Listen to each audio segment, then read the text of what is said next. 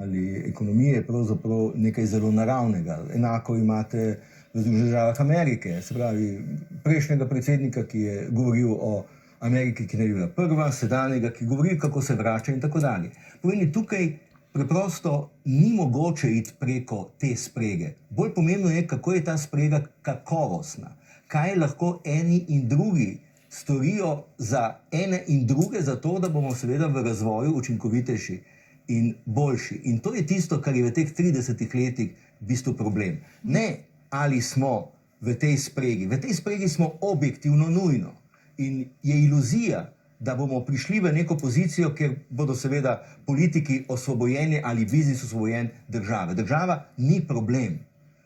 Država je pravzaprav nekaj, kar je treba razviti zato, da bo lahko tako in drugače delovala v okviru gospodarstva in gospodarstvo seveda deluje pravzaprav na nek način v imenu države. Dela v javnem interesu. Tako je, ta javni interes, to je tista politična diskusija, ki je na nek način zamrla tako strokovno kot tudi politično in mi se danes ukvarjamo res dejansko z morda ob 30-terici to logično, s čiščenjem tega hleva za nazaj, zato da bi morda videli boljšo pot v prihodnost. In tudi o tej prtljagi, ki jo je teh 30 let prineslo v današnji čas in o tem, kako to načenja zaupanje ljudi za korake v prihodnost, bomo govorili, potem, ko bomo še enkrat pogledali naš zemljevid, ki ste ga na kratko videli že na začetku oddaje. Analizirali smo 100 podjetij v Sloveniji z najvišjimi prihodki, ki so v lasti tujcev.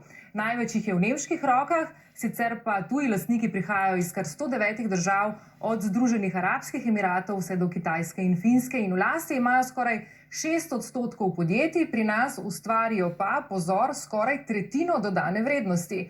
Pogledali smo v zgornjo desetino lestvice največjih.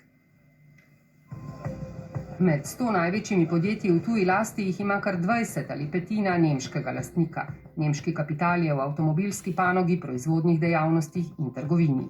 Nekaj je izvorno tujih podjetij, med njimi Hofer, Lidl, drogerija Miller in Carthago. Med podjetji, ki so bila nekoč v družbeni lasti, danes pa imajo nemške lastnike, pa so na primer Saturnus, ki je v lasti Hele, ali nekdanja Gorenjeva tovarna malih gospodinjskih aparatov v lasti BSH. Drugi najmočnejši lastnik podjetij v Sloveniji so Avstrijci. 16 jih najdemo med 100-terico največjih. Tudi še OMV, ki je bil pred kratkim prodan madžarskemu MOL-u, pa Porsche in A1 in tudi več podjetij, ki so bila pred desetletji v družbeni lasti, od papirnice Vevče do kranjskega Iskratela. Avstrijci imajo v lasti tudi več hotelov, najbolj znan med njimi je ljubljanski hotel Slon. Tretji so švicarski lastniki, ki imajo 8 podjetij med največjih 100 s tujim lastništvom. Najprej Novartis, v čigar lasti je ljubljanski Lek. Temu sledijo podjetja, ki so bila najprej z menedžerskimi prevzemi olastninjena in nato prodana, pa tudi taka, ki so jih Švicarji sami pripeljali v Slovenijo. Ameriški lastniki se med 100 največjih uvrščajo z 8 podjetji. Več med njimi jih je bilo nekoč v družbeni lasti. Tudi Merkur trgovina in kranjska Sava Tires, pa nekdanji Etol, danes Taste Point. Francozi so že desetletja lastniki Revoza, Adria Mobil, tovarna počitniških vozil je bila po menedžerskem prevzemu prodana družbi Trigano. Med drugim so posredno v francoski lasti tudi ljubljanske mlekarne. Edino madžarsko podjetje med 100-terico največjih tujih lastnikov je energetska družba MOL Slovenija. Če dodamo še malo manjša podjetja, imajo Madžari v lasti tudi Terme Lendava s hotelom Lipa. Daleč največjo madžarsko naložbo pa predstavlja nedavni nakup NKBM, ki prehaja v roke banke OTP v lasti madžarskega oligarha Šandorja Čanija. Slovenski lastniki so pred leti NKBM prodali ameriškemu skladu Apollo in EBRD za zgolj 250 milijonov evrov. Italijani imajo od vseh tujcev v Sloveniji največje število podjetij, ali tu in tam kakšno večje. Najbolj znan je koprski Cimos, italijanska banka Intesa San Paolo pa je že dolgo lastnica banke Koper. Hrvati so svoje naložbe v Sloveniji usmerili v prehrambeno in trgovsko dejavnost. V lasti imajo več znanih slovenskih blagovnih znamk, od Žita do Droge Kolinske. Slednjo obvladuje eden najbogatejših Hrvatov Emil Tedeschi oziroma skupina Atlantik. Hoteli Cavtat pa so lastniki portoroških hotelov Metropol. Ruski lastniki imajo v Sloveniji pomemben del turističnih in zdraviliških objektov, med drugim 4 mariborske hotele, tudi znamenita Orel in Habakuk, pa več hotelov v Rogaški Slatini, Izoli, Rimskih Toplicah in ljubljanski hotel Kubo. So lastniki Mercatorja, predvsem pa slovenske industrije jekla, torej jeklarn na Ravnah in Jesenicah. Po vztrajnem zavračanju tujcev v 90-ih letih je torej ključno vprašanje, kaj je prineslo slovenskim podjetjem tuje lastništvo. Tibor Šimonka pravi, zasi veliko pozitivnih stvari. Namreč dodana vrednost je v povprečju za 20 do 30% višja od primerljivih industrijskih podjetij v Sloveniji. Plače so tudi nad ravnijo trga oziroma industrije primerljive. Dala je seveda to stabilnost v razvoju. Tudi dodana vrednost omogoča višja dodana vrednost, tudi omogoča više plače in plače so se realno v zadnjih 13 letih povečale za 46% ob primerljivem številu zaposlenih. Podobni so podatki ekonomskih analiz. Podjetja v tuji lasti, ki jih je v slovenskem gospodarstvu 5,6%, ustvarijo kar tretjino celotne dodane vrednosti vseh podjetij. Prav tako analize kažejo, da se že po prvih 5 letih tujega lastništva produktivnost teh podjetij v povprečju poveča za več kot polovico, glede na primerljiva podjetja v domači lasti. Nekoliko više so v podjetjih s tujimi lastniki tudi plače. Plače so nekje solidne, so nekoliko nad slovenskim povprečjem, verjetno pa bi bile lahko še boljše.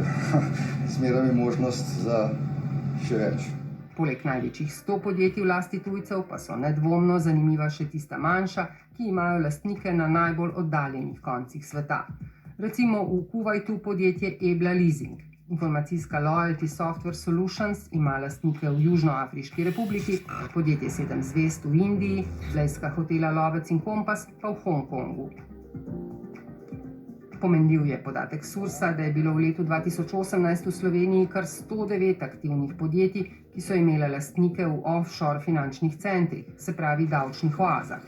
Lastniške, včasih le manjšinske ali upravljavske povezave z njimi imajo tudi recimo Igor Lah, Jože Mermal, Branko Drobnjak in drugi. Podatkov o tem, koliko slovenskega kapitala se skriva v davčnih oazah, pa seveda ni.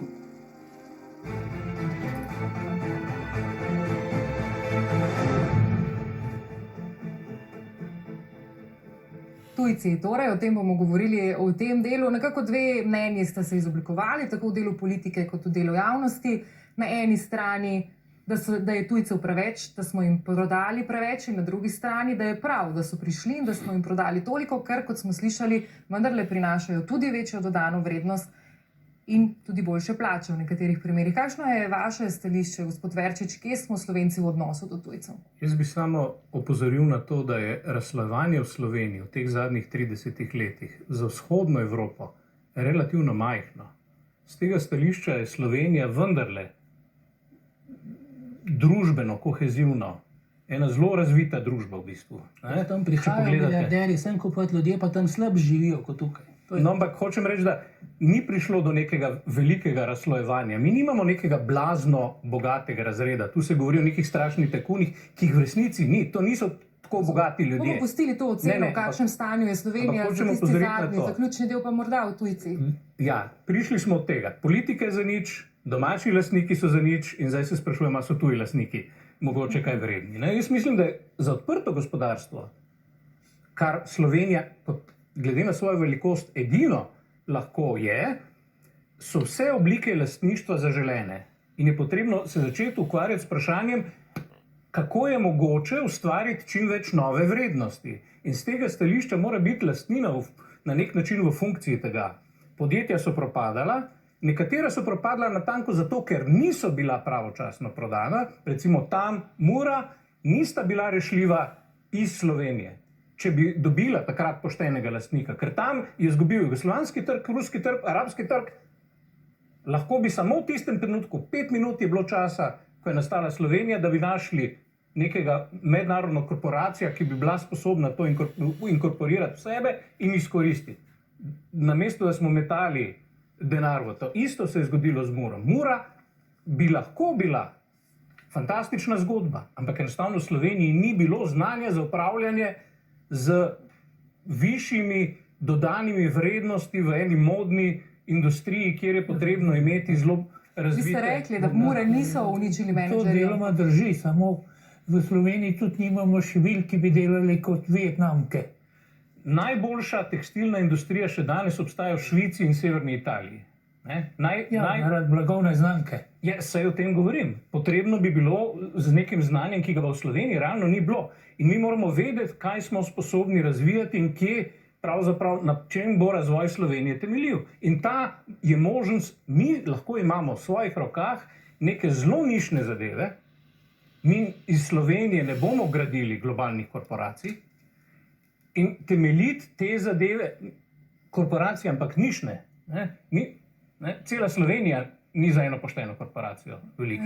Tudi če vse denar damo na en kup. Skratka, tujci so lahko zelo dobrodošli in Slovenija bi morala početi več za to, da bi pritegnila in da bi postala bolj zanimiva za tuj kapital. Ker konec koncev, če te glavne nakupe, kot ste jih pokazali, Lek, Ljubljanske mlekarne in tako naprej pogledamo, to so vse uspešne zgodbe. Podjetje danes. Gospod Mencegar, kakšen je vaš pogled na to? Smo prodali preveč, premalo? Dobro, jaz mislim, da smo prodali preveč. Govori se o višji dodani vrednosti, sam problem je, kdo jemlje to višjo dodano vrednost. Jemljejo tisti, ki imajo dobičke, ne? In dobički se seveda odlivajo v tujino. Kam pa naj se? Gospod Golobič, je to največja slabost lastništva tujcev? Spet, kot je zelena nit tega, kar govorim, vas čas ni črno-bele slike. Pač preprosto živimo v svetu, ki je realen in ta svet za državo, ki je Slovenija, ki ima omejene resurse, prej sem pač karikiral nek resurs, ki je ključen, po mojem mnenju, ne? Moramo vedeti, da je odprtost bistvena in vprašanje je, ali smo ambiciozni dovolj. Naprimer, imamo veliko znanja na področju kemije in farmacije. Imamo znanstvene ustanove, tukaj so izjemno močne, fakultete, inštitute. Krka je znala to izkoristiti. V nekem trenutku, tega se ne ve, je imela Krka več štipendistov kot zaposlenih. Vemo, to je nepredstavljivo, ampak to je razlog, da je Krka uspešna. Ampak govorimo o desetletjih nazaj. Uspeha ni preko noči. Problem politike je največji, da razmišlja prekratkoročno. Mi imamo, naprimer, in nimamo odnosa pravega do lastne države. Veliko je govora o domoljubju, to je sploh velika formula ob 30-letnici, ampak v resnici se prepogosto politika obnaša, jaz bom rekel aktualna politika še posebej, ampak naj bo to predmet druge diskusije, kot da je država žeton. Mi imamo Hrvaško sosedno, ki naprimer kontinuirano, ne glede na vlado, vodi zelo konsistentno politiko. Ni samo ta lastništva Hrvaška, Hrvaška je zelo prisotna. Hrvaška ima pokojninski sklad, ki je z zakonom predpisano približno 20% mora nalagati in nalaga ogromno v Sloveniji. Hrvaški pokojninski sklad je v Krki, je povsod, v vseh podjetjih skoraj in pomaga hrvaški državi in ima Slovenija artikuliran ta interes. Smo poskušali, nismo uspeli veliko. Tudi mi bi lahko bili kje drugje bolj prisotni, kot smo, ampak nismo, ker nam manjka v resnici ta odnos do lastne države, manjka nam zdrava ambicija, ki temelji lahko samo na znanju. Tega pa v Sloveniji je. In neko soglasje, kam želimo iti, ne? Gospod Šuštaršič, vemo, kam gremo, ima država. Soglasje, kam želimo iti, je neka brezvezna fraza, zaradi katere zapravljamo zelo veliko časa v tovrstnih debatah. Vi ste krasno pokazali v tem prispevku en tak optimističen zaključek, jaz se strinjam s temi mnenji, da lastništvo ni ključno, oziroma da je normalno v nekem odprtem gospodarstvu, da je približno takšna struktura. In tako kot so se marsikateri starši v globalizaciji navadili reči, ni važno, od kje prihaja partner mojega otroka, važno je, kakšen človek je, se bomo mi tudi morali navaditi reči, ni važno, od kje prihaja lastnik, važno je, kakšen lastnik je.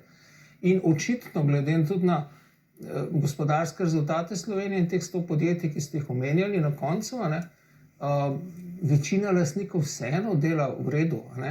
In zelo pomembno povečuje dodano vrednost. Mene so velikokrat vprašali, kdaj bomo imeli po Sloveniji avstrijske plače. In odgovor je vedno bil, takrat, ko bomo imeli tako dodano vrednost, kot je v Avstriji, ker dodana vrednost je sestavljena iz plače za delo in seveda iz dobička, ne samo iz dobička.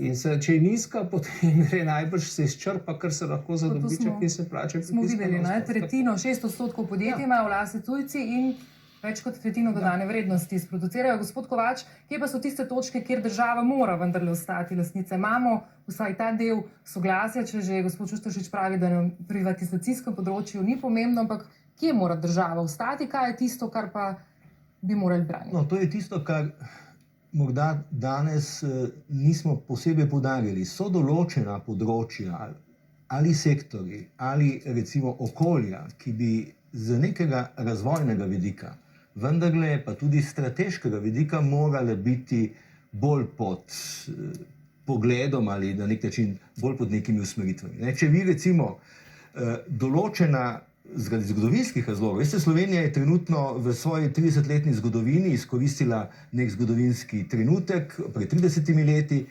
Kaj se bo s to državo zgodilo ob morebitnem razpadu recimo Evropske unije, v kakšni vlogi in v kakšni poziciji se bo znašla takrat, to je zdaj odvisno od tega, kaj v tem hipu mi razmišljamo o prihodnem razvoju. Recimo, če vzamem zelo takšen primer, Luka Koper recimo je taka infrastrukturna dejavnost, za katero se zdi navidezno, da je čisto vseeno, čigava je, če mi seveda z drugimi regulativnimi ukrepi znamo pravzaprav zamejevati recimo interesne sfere. Pa vendar temu ni tako.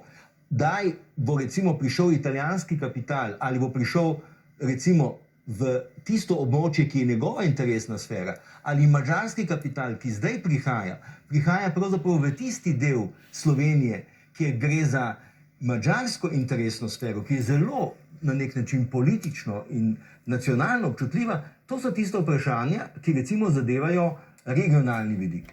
Sektorski vidiki so pa pravzaprav odvisni od tega, kaj pravzaprav mi želimo. In običajno je temu tako, da če pogledamo, Slovenija lahko stavi na intelektualni kapital, lahko stavi pravzaprav na znanje, lahko stavi na neko primerno okolje za to, da bo takšen ali drugačen kapital deloval. Če mi imamo močne druge institucionalne strukture, ki bolj ali manj usmerjajo tudi tuje kapitalske naložbe, potem tu ni pravzaprav noben problem. Imamo Lek in Krko, dva eksemplarična primera, kako oba dva pravzaprav delujeta v povsem različnih lastniških strukturah, ker so znotraj podjetja, znotraj pravzaprav širših grupacij razumeli, kaj pravzaprav nek posel in neka razvojna strategija seveda pomeni. Z tega zornega kota, še enkrat pravim, je razvoj, ki ga seveda v Sloveniji nikoli nismo postavili, pa strateški razvoj, ne od podjetij, ne do države v ospredje, eno izmed ključnih zgodb, kjer pravzaprav lastniška struktura in upravljanje pa ni tako nedolžno. Zdaj bomo naredili še kratek premor in po oglasih potegnemo črto pod razpravo.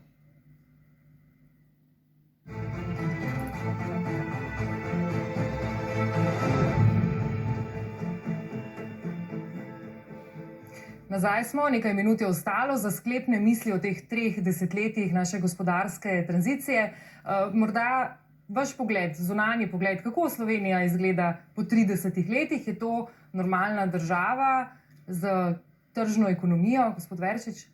Če pogledamo preko političnih antipatij, ki jih ima ena stran na drugo, je življenje v Sloveniji relativno dobro. In mi živimo pravzaprav primerjalno vzeto med vsemi možnimi zadevami, ki so se dogajali bivšim socialističnim državam, smo še vendarle dosti dobro prišli skozi. Edino relativno zaostajamo za nekaterimi državami, kot je Češka, pri hitrosti svojega razvoja. In če bi uspeli rešiti ta problem, skratka, da bi pospešili gospodarsko rast, potem jaz sem se odločil, da bom živel v Sloveniji, zato ker je življenje v Sloveniji lepo. Še vaš odgovor, na kam ste vi vložili? Jaz sem dal v NFD in vse izgubil. Gospod Golobič, vaš pogled na Slovenijo danes? Skušal sem povedati, jaz mislim, da je v teh 30 letih Slovenija imela spone in padce, boljše in slabše trenutke. Težko bi pričakovali, da bo neka država, ki je tako rekoč nastala z velikimi napori in v okoliščinah, ki niso bili zmeraj najbolj naklonjene, čeprav so nam bile zvezde pogosto na naši strani, da bi bistveno bolje prišla skozi. Lahko bi. Vendar zdi se, da je na nek način zdaj vse bolj pri nas prisotno spoznanje, da je več odvisno od nas, kot smo mislili. In da se tega nekako bojimo, da smo se malo ustrašili tega soočanja s tem, da obstaja možnost, da neka država tudi ne uspe, da propade. To je dejstvo. Države propadajo. Države niso nujno uspešne. In mi slutimo, da bi se lahko to veliko več ljudi kot prej je začenja slutiti, da bi se to lahko zgodilo tudi v Sloveniji. In to je razlog negotovosti, strahu in mislim, da je dolžnost vseh, ki imajo kakršenkoli vpliv na na javno odločanje, na javno mnenje, da krepimo zavest o tem, da je potrebno razmišljati dlje kot od danes do jutri in o tem, kako onemogočiti tistega, ki je poleg tebe. Dr. Mencinger, kako zadovoljni ste vi po 30 letih? Dobro, približno tako sem pričakoval. Mogoče sem bil celo nekaj časa preveč pesimist, ampak generalno se je zgodilo to. Gospodarsko smo po moje tam, kjer smo, politično smo pa absolutno padli. S tem končate? Tako. Gospod Kovač, vaš pogled, kje smo? No, jaz moram reči, da smo zagotovo pred 30 leti bili vsaj v Sloveniji najboljša, socialistična država, skratka najboljši stat smo imeli. V naslednjih 20 letih se mi zdi, da smo relativno dobro pravili stvar. Zadnjih 10 let smo zaradi političnih kriz, zlasti tudi na gospodarskem področju, začeli zaostajati. Zdi pa se mi ključnih teh naslednjih 10 let, ki bo z razvojnega vidika tako v Evropi kot tudi na globalni ravni najbrž ključna, in Slovenija bi morala stopiti v to naslednjo desetletje veliko bolj samozavestno in veliko bolj pripravljeno, kot bo to storila danes, glede na to, kako in na kakšen način se pripravlja za vstop v to razvojno desetletje. Zdaj smo v prihodnosti, če greva nazaj na začetek, vaš certifikat? Certifikata nisem vložil nikamor, sem pa s privatizacijo in kako lastniniti podjetja na trgu kar dobro zaslužil, tako da mi pravzaprav ni žal, da nisem s certifikati delal. Podobno tudi ne bom turističnih zdajšnjih bonov zapravljal, ker imam svoje kapacitete. Še gospod Šušteršič, za konec, morda ocena stanja, v katerem smo po 30 letih in pogled naprej. Gotovo nismo tam, kjer smo pričakovali, ne? Ni pa vse tako slabo, kot se morda zdi. Imamo za naprej osnovo za boljši razvoj, da dosežemo več, kot smo. Strinjam se z gospodom Golobičem, da ključno za to so možgani. Vendar ti možgani morajo imeti še nekaj zraven, morajo imeti, bom rekel, etiko, ki jim pove, kaj je prav in kaj ni. Mi smo se veliko danes pogovarjali o tem, da regulatorne inštitucije niso delovale namenoma, niso delovale, so bile, ampak nobena regulatorna inštitucija ne deluje, če nima večina ljudi v sebi regulatorja, ki jim pove, kaj je prav in kaj ni prav. In mislim, da niti nismo prišli v to tržno družbo z etiko, ki jo tržna družba zahteva, ne? Niti seveda potem skozi vse te epizode, vseh teh tudi zlorab in odpuščanja in nepreganjanja, očitno kriminalnih zgodb, o katerih smo danes govorili, je tudi težko se ta etika vzpostavila pri marsikomu. Hkrati sem pa jaz pripričan, da imamo veliko zelo poštenih ljudi, ki zelo pošteno delajo, in ti možgani njihovi bojo sami zase najbolje vedeli tisto vprašanje, kam naj se obrnijo, kje je danes na njihovem področju neka strateška prihodnost in tako naprej. In naša strategija mora biti, da jim to pustimo, in ti možgani rabijo samo še nekaj potem, in to je to prepričanje, ne da bomo v Sloveniji, ker se tukaj lepo živi, pa to mimogrede veliko stane, ampak bomo v Sloveniji zato, ker iz Slovenije lahko resnično svoje velike življenjske zgodbe in velike življenjske načrte. In to si bomo upati. V Sloveniji smo tu rojeni, kamo pa hodimo. Hvala za vse vaše misli in za sodelovanje v razpravi. Hvala tudi vam, da ste bili z nami. Še več o 30 letih privatizacije pri nas. Vse, kar so med nastajanjem te oddaje zbrali naši preiskovalci, vas seveda čaka na spletni strani oddaje Ekstravizor. Spremljate pa nas lahko tudi na Twitterju. V živo bomo z vami spet jeseni. Lep preostanek večera.